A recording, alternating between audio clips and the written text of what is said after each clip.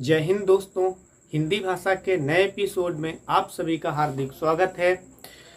यदि आप UP BEd entrance exam, यदि आप यूपी ट्रिपल एससी का कोई भी एग्ज़ाम देने जा रहे हैं या फिर यूपी जो पीसीएस का सीसेट होता है वहाँ उसमें भी हिंदी जो भाषा है वहाँ से डायरेक्ट क्वेश्चन पूछे जाते हैं, तो यदि आप इन एग्ज़ाम को देने जा रहे हैं तो आपके लिए ये वीडियो काफ़ी खास होने वाला है और इसीलिए आपको ये वीडियो लास्ट तक देखना है।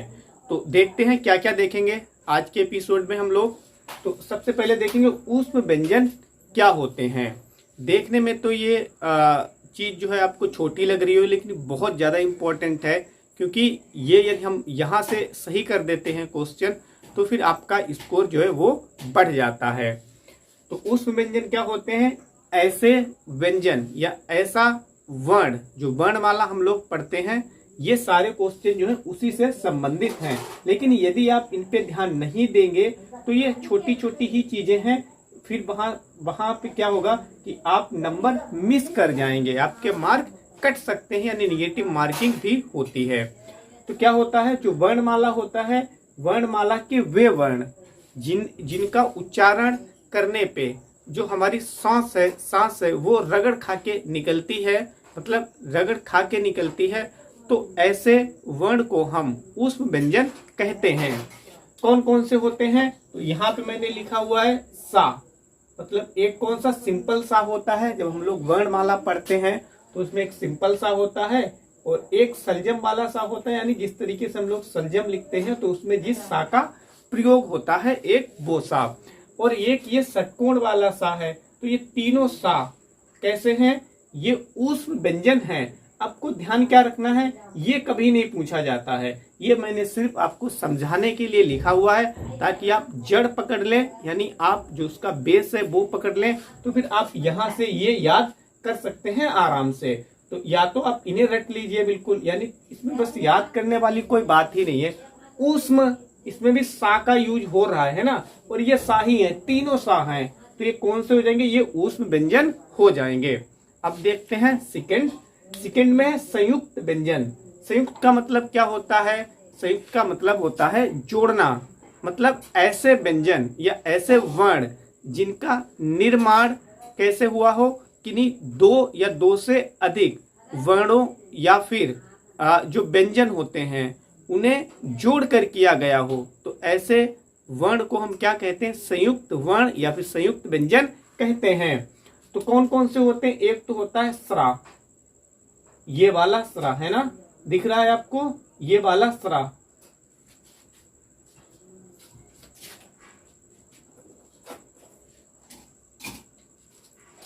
हाँ, तो देखते हैं ये वाला स्रा, यानी जब हम श्री लिखते हैं ऐसे, यहां पे देखना है ऐसे, ये वाला स्रा।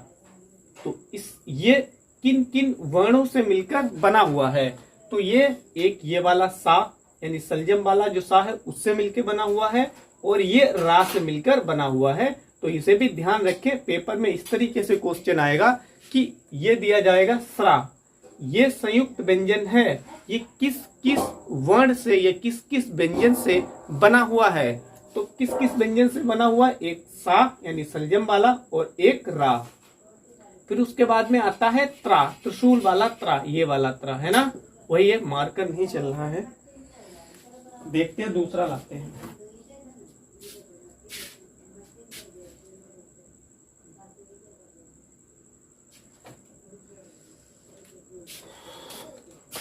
तो देखते हैं त्रा, तो ये किस किस से बना हुआ है? ये ता से बना हुआ है और रा से बना हुआ है। ये दो याद करना आसान है काफी, क्योंकि स्रा निकल ही रहा है, उच्चारण ही निकल रहा है, यानी प्रोनाउंस ही हो रहा है, स्रा, सा और रा। त्रा में ता और रा, ये तो दोनों आसान है, लेकिन यहाँ पे आप कंफ्यूज हो सकते हो, इसलिए इसे याद करने पे ज्यादा जोर दें, यानी इसे जरूर रख लें। ये छा है, छतरी वाला, तो ये कैसे बना होता है? ये का और सा का संयुक्त रूप होता है, ठीक है, यहाँ पे कंफ्यूज हो सकते हो, तो इसे जरूर याद रखें। फिर उसके बाद में है मूर्धन व्यंजन। कौन कौन से होते हैं?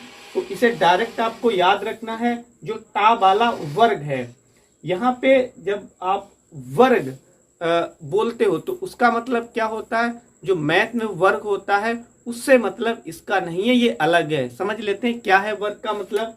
जब आप वर्णमाला पढ़ते हैं तो उसमें एक सेट होता है, मतलब जो वर्णमाला है वो क्या होती है, क्रमबंधित जो वर्ण होते हैं उनका क्या होता है, एक रूप होता है। तो जैसे यहाँ पे समझते हैं क्या होता है ये वर्ग, जैसे का,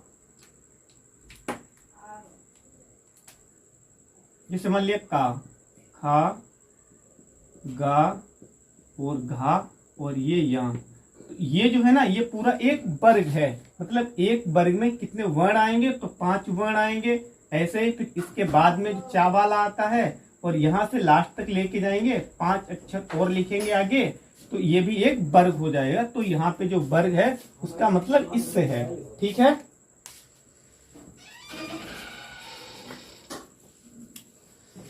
तो यहाँ पे आपको डायरेक्ट याद रखना होगा। कैसे याद रखेंगे, तो देखिए सिर्फ आपको एक याद रखना है, आपको याद रखना जो मूर्धन व्यंजन है वो पूरा जो टा वर्ग है ना वही पूरा क्या है, मूर्धन व्यंजन है। मतलब उसमें जितने भी वर्ण आएंगे या जितने भी व्यंजन आएंगे वो क्या हो जाएंगे, सारे के सारे मूर्धन व्यंजन के अंतर्गत आएंगे। ठीक है, सिर्फ एक याद रखना है टा, और साथ में ये भी याद रखना है कि टा वर्ग में जितने भी वर्ण हैं वे मूर्धन व्यंजन के हैं। इसे आप याद रखें। ठीक है, यहाँ से इंटरलिंक कर सकते हैं।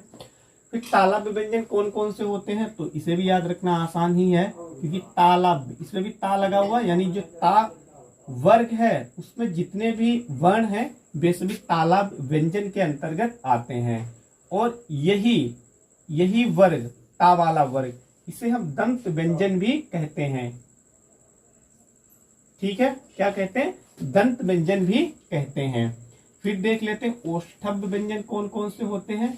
तो ऐसे व्यंजन जिनका उच्चारण करने में ओंठ का प्रयोग होता हो उसे हम ओष्ठव्य व्यंजन कहते हैं। जैसे कि पा, जब हम पा बोलेंगे तो ओंठ है ना, इनका दोनों ओंठों का यूज होगा। बिना इनके यूज के हम ये जो वर्ण है उनका उच्चारण नहीं कर सकते हैं, इसीलिए इन्हें क्या कहा जाता है, ओष्ठव्य व्यंजन कहा जाता है। जैसे आप जब बोलेंगे तो आपको पता चल जाएगा, पा, फा, बा, भा, मा, यहाँ तक है ना, यानी पा वाला जो पूरा वर्ग है ये किसके अंतर्गत आएगा, तो ये ओष्ठव्य व्यंजन के अंतर्गत आएगा।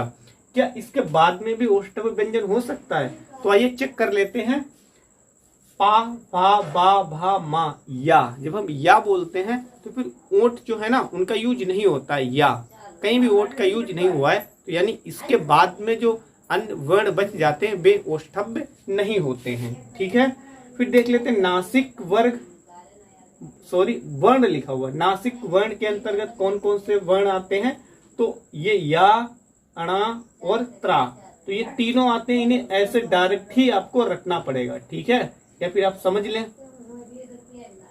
ठीक है, और फिर यहाँ पे लुंठित वर्ण ये कौन कौन से होते हैं, तो जो या वाला पूरा वर्ग है, वर्ग में कितने अक्षर होते हैं, 5 होंगे, तो या वाला जो भी पूरा वर्ग है उसके जो भी वर्ण है वे लुंठित वर्ण के अंतर्गत आते हैं। या, रा, ला, वा और सा।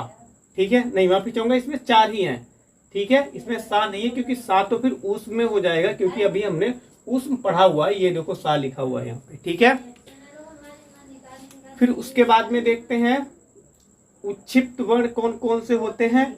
तो जो वर्ग होता है, वर्ग का जो 5वां वर्ण होता है उसे हम क्या बोलते हैं, उसे हम उच्छिप्त वर्ण बोलते हैं। यहाँ पे देखना, ये या है ना, का वाला, अभी समझाया था ना, का वाला वर्ग लिखो यहाँ पे पूरा, का, खा, गा, घा और या, ये वाला, यानी जो हर वर्ग होगा उसका जो 5वां वर्ण होगा वो किसके अंतर्गत आएगा, तो उच्छिप्त वर्ण के अंतर्गत आएगा। अब ऐसे याद रखें, चाहे यदि आपको ये पता होगा ना कि प्रत्येक वर्ग का 5वां वर्ण उच्छिप्त वर्ण के अंतर्गत आएगा, तो आपको ये फिर रटने की आवश्यकता नहीं पड़ेगी, या फिर आप इन्हें डायरेक्ट रट सकते हैं तो और भी बेहतर होगा। ठीक है, स्वर कौन कौन से होते हैं, तो छोटा, बड़ा, ओ और आओ, इसमें स्वर लगा हुआ है, ये यहाँ पे ध्यान देना है। ठीक है, स्वर और व्यंजन में अंतर होता है। यहाँ पे स्वर आपको बताना है, पार्श्व स्वर, तो जो आ से संबंधित है, इन सभी में यदि आप देखेंगे गौर करके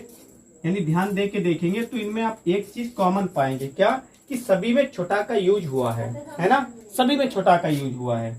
ये वाला यानी जो छोटा आ होता है इसका सभी में यूज हुआ, क्योंकि हम बड़ा बनाएंगे फिर भी हम छोटा बनाएंगे, यदि हम ऊ बनाएंगे तब भी हमें छोटा बनाना पड़ेगा, फिर औ बनाएंगे तब भी हमें छोटा तो बनाना ही पड़ेगा। अच्छा, क्या इसमें बड़ा आ का भी सभी में यूज हुआ है? तो बड़ा आ का सभी में यूज नहीं हुआ है, क्योंकि यहाँ पे सिर्फ छोटा ही है, आ है। ठीक है, तो जब आप पांच स्वर याद रखें तो सिर्फ आ याद रखें, यानी आ और आ से बने जितने भी स्वर हैं, है ना, छोटा, बड़ा, ओ और औ। तो ये भी हो गया है। उम्मीद है कि आपको सारी चीजें समझ में आ रही होंगी। फिर है हर्ष वर्ण कौन कौन से होते हैं? वर्ण या फिर यहाँ पे स्वर ज्यादा बेहतर रहेगा, है ना, तो स्वर लिख देता हूं। हर्ष स्वर कौन कौन से? तो इसमें छोटा आएगा, छोटी ई आएगी, ऊ आएगा और ऋण आएगा। इनमें भी आप एक चीज कॉमन देख सकते हैं कि इनमें क्या नहीं है, इससे जब हम बड़ा लिखेंगे तो इसमें छोटा इसमें है ना, छोटा इसमें शामिल है। जैसे जब हम बड़ी लिखेंगे तो इसमें छुट्टी शामिल ही है, क्योंकि ये छुट्टी है, ये बड़ी की पाई है ना। लेकिन इसमें क्या है? इसमें क्या है? इसमें सिर्फ एक ही अक्षर है ना, छोटा, छुट्टी, छुटो और रिल। क्या ओ में तो पाई शामिल है, मतलब इसमें कोई भी ऐसे इसमें स्वर है जिसमें कोई भी पाई मात्रा नहीं है ना, इसमें किसी की पाई मात्रा नहीं है। फिर ये बहुत ज्यादा इंपॉर्टेंट है, यदि आप वैसे ही नहीं याद करेंगे तो आपको रटना पड़ेगा, और हो सकता है आपसे ये रटे ना, लेकिन मैंने इसकी एक शॉर्ट ट्रिक बनाई है, उम्मीद है कि आपको पसंद आएगी। क्या महाप्राण ध्वनियां कौन कौन सी होती हैं? तो जो अभी हमने वर्ग समझा है उसका फिर से हमें यहाँ पे यूज करना है। मतलब वर्ग का दूसरा और चौथा वर्ण क्या होता है? महाप्राण ध्वनियों के अंतर्गत आता है। ये क्या है? जैसे देखो, आपको याद कैसे रखना है? तो आपको ऐसे याद रखना है, महा 24 ऐसे कनेक्ट करके याद रखना है। 24 का मतलब है यहाँ पे दूसरा और चौथा वर्ण या फिर अक्षर। ठीक है, तो कैसे याद रखेंगे? देखना, दूसरा ये है भाई, ये पूरा वर्ग है एक, और इसका दूसरा वर्ण क्या है? खा है। फिर ऐसे चौथा कौन सा होगा? गा। तो ये दोनों कौन से हो जाएंगे बताओ हमें? ये कौन से हो जाएंगे? तो ये आपके हो जाएंगे महाप्राण ध्वनियां। क्या हो जाएंगी? महाप्राण ध्वनियां। ठीक है, महाप्राण ध्वनियां। फिर इसके बाद में देख लेते हैं, इससे आप रटने से बच जाएंगे यदि आप इस कॉन्सेप्ट को सीख लेंगे, चाहे आप इसे शॉर्ट ट्रिक बोल लें या फिर कॉन्सेप्ट बोल लें। ठीक है, फिर देखिए महाप्राण और फिर एक अल्पप्राण, तो इसे दोनों साथ साथ में याद रखें। जब पूरा एक वर्ण है, पूरा एक वर्ग है, वर्ण नहीं वर्ग। ठीक है, इसमें अभी हमने महाप्राण समझ लिया है। जो दूसरा यानी ये जो दोनों है, ये क्या हो गया? ये हो गया आपका महाप्राण ध्वनियां, महाप्राण। इसके अलावा में जो बच जाएंगी, कौन कौन सी बच जाएंगी? तो एक ये बच गई, एक ये बच गई और एक ये बच गई। या तो इसे बोल लें 1 3 5 135 बच गई, है ना। ये भी तो कह सकते हैं शॉर्ट ट्रिक बनाने के लिए, भाई ये 24 है, मतलब दूसरे स्थान पे, और माफी चाहूंगा ये यहाँ पे गा आएगा चौथे पे, है ना, ये यहाँ पे और ये यहाँ पे, यानी 135 बच गए, है ना। तो इसे आप ऐसे भी याद रख सकते हैं, किसी एक को याद करेंगे तो दूसरा ऑटोमेटिक याद हो जाएगा। कैसे? जब एक वर्ग में 5 ही वर्ण होते हैं, इसमें से मैंने दूसरा निकाल लिया है और चौथा निकाल लिया है, तो अब क्या क्या बच गया होगा इसमें? भाई ये बच गया का, यानी पहला वाला, तीसरा वाला बच गया आपका और पांचवा बच गया। तो ये कौन से हो जाएंगे? ये अल्पप्राण हो जाएंगे। ठीक इसी प्रकार से घोष ध्वनियां कौन कौन सी होती हैं? तो हर वर्ग का तीसरा, चौथा और पांचवा जो वर्ण होता है उसे हम घोष ध्वनियों के अंतर्गत शामिल करते हैं। कैसे? तो फिर से समझ लेते हैं। यहाँ पे का, खा, गा और घा और अना।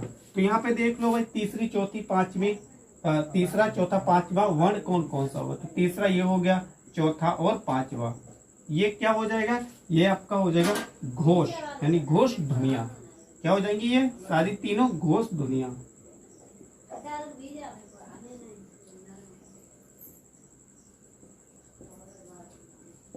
जब ये घोष ध्वनियां हो जाएंगी तो अघोष कौन कौन सी होंगी, तो बस 2 ही बची हुई है, ये हो जाएंगी अघोष। ठीक है, मतलब इसमें भी आपको एक ही याद करना है और इसमें भी आपको एक ही याद करना है, दूसरा ऑटोमेटिक आप निकाल लेंगे, ये इस ट्रिक से आप निकालेंगे तो ये कौन सी हो जाएंगी, अघोष। ठीक है, कुछ चीजें हम और समझ लेते हैं जो कि बहुत ज्यादा आसान है।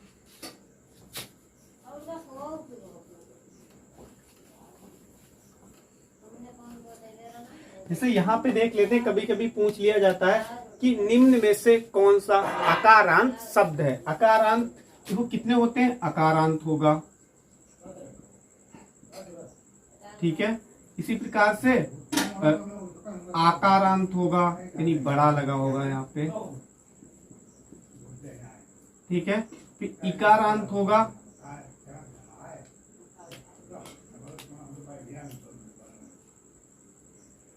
क्या होगा, इकारांत होगा,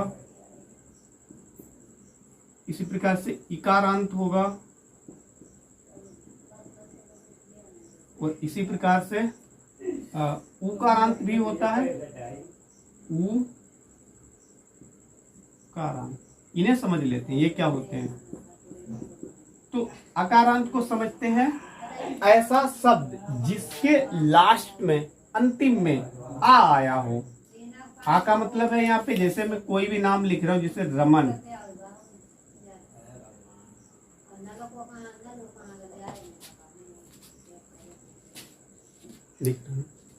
जैसे मैं यहाँ पे लिख रहा हूं रमन, तो इसमें देखना लास्ट में क्या आ आया हुआ है, तो जी हाँ, इसमें लास्ट में आ आया हुआ है। मतलब ये जरूरी नहीं कि ये आ बना ही हो, लेकिन आ का उच्चारण हो यहाँ पे। ऐसा वर्ण जिसमें किसी भी पाई मात्रा का यूज ना किया गया हो, तो उसमें आ सदैव छिपा हुआ होता है, तो इसमें आ का यूज हुआ है। ठीक है, इसीलिए ये कौन सा शब्द हो जाएगा, तो ये अकारांत हो जाएगा। ऐसे ही आकारांत कौन सा होगा, तो सिंपल सी बात है, जिसके लास्ट में क्या आ जाए, बड़ा का यूज हो जाए। जैसे कि यहाँ पे मैंने लिख दिया अपना, तो इसमें सिंपल सी बात है, नाम में देखना भाई, बड़ा की जो मात्रा होती है उसका यूज हुआ है, तो ये आकारांत हो जाएगा। ऐसे ही इकारांत कौन सा होगा, तो जिसके लास्ट में बड़ी का यूज हो। ऐसे ही इकारांत कौन सा होगा, जिसके लास्ट में छुटी का यूज हो। ऐसे ही उकारांत कौन सा होगा, जिसके लास्ट में बड़ू का यूज हो। ध्यान रखना है लास्ट में, पहले नहीं, ठीक है, लास्ट में आपको ध्यान रखना है। तो यदि आप इस वीडियो को पूरा देखते हैं तो मुझे ऐसी उम्मीद है कि आप यहाँ से 100% सीख के जाएंगे। वीडियो देखने के लिए आप सभी को धन्यवाद।